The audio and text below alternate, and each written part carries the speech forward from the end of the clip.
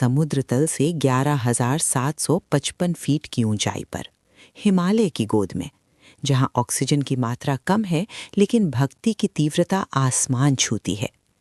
बादलों से ढके पहाड़, दूर से सुनाई देती मंदिर की गहरी घंटियों की ध्वनि। यहाँ हर कदम मानो एक साधना हो। केदारनाथ, एक प्राचीन रुद्रप्रयाग का मंदिर। आदि गुरु शंकराचार्य से लेकर साधारण इंसान, कारण पता नहीं, लेकिन सब यहाँ दौड़े चले आते हैं। आज हम केवल यात्रा नहीं करेंगे, आज हम उजागर करेंगे केदारनाथ मंदिर के उन सभी रहस्यों को जिन्होंने आधुनिक विज्ञान को भी सोचने पर मजबूर कर दिया है। 13वीं शताब्दी से 17वीं शताब्दी तक, लगभग 400 वर्षों तक केदारनाथ मंदिर पूरी तरह बर्फ के नीचे दबा रहा। इस कालखंड को लिटिल आइस एज कहा जाता है। वैज्ञानिक कहते हैं उस समय की तीव्र बर्फीली आंधियां और बर्फ का दबाव मंदिर की संरचना के लिए अत्यंत खतरनाक हो सकता था।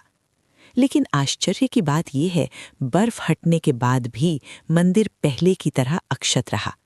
ये कैसे संभव हुआ? बिना किसी सीमेंट, बिना किसी आधुनिक तकनीक के उस समय के लोगों ने इन विशाल पत्थरों को इस तरह जोड़ा था कि बर्फ का भीषण दबाव भी मंदिर को जरा सा भी हिला नहीं सका। क्या ये केवल मानवीय कौशल है या इसके भीतर कोई रहस्यमय जादू छिपा है? मंदिर का निर्माण विशाल धूसर पत्थरों से किया गया है। आश्चर्य की बात यह है कि पत्थरों को एक दूसरे के साथ बिना किसी गोंद, चूने या मोटार के जोड़ा गया है। ये इंटरलॉकिंग मेथड से किया गया है, एक प्रकार की जटिल पजल प्रणाली।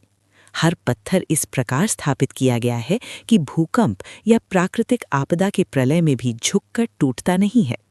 दोपहर की धूप, हल्की धुंध या बर्फ का दबाव, केदारनाथ सब कुछ सह सकता है।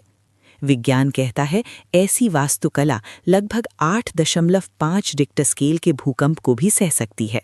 16 जून 2013, बादल फटने की घटना।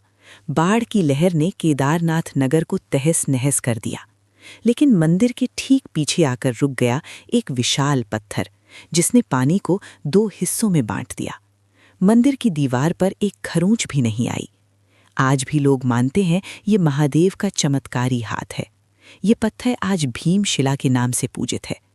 क्या विज्ञान समझा सकता है कि ये विशाल पत्थर इतनी सटीकता से आकर क्यों रुका?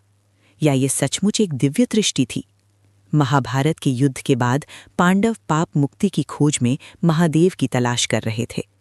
केदारनाथ की कथा के अनुसार महादेव बैल के रूप में गुप्त काशी में छिप गए थे।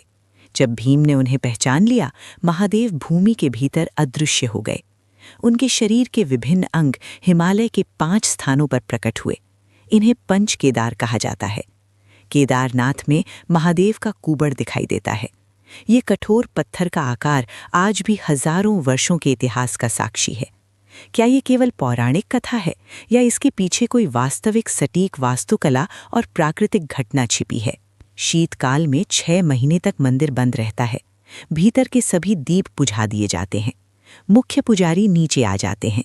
लेकिन आश्चर्य की बात यह है, 6 महीने बाद जब मंदिर खोला जाता है तो देखा जाता है कि एक दीप पहले की तरह जल रहा है।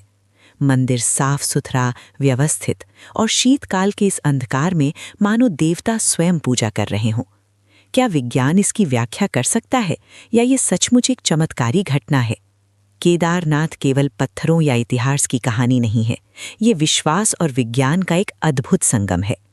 आप इसे चमत्कार कहें या प्राचीन इंजीनियरिंग का जादू, केदारनाथ आज भी हिमालय की गोद में एक अजेय शक्ति के प्रतीक के रूप में खड़ा है। क्या आप कभी केदारनाथ गए हैं या जाने की योजना बना रहे हैं? कमेंट में हमें बताएं। वीडियो अच्छा लगा हो तो शेयर करें। जय भोलेनाथ।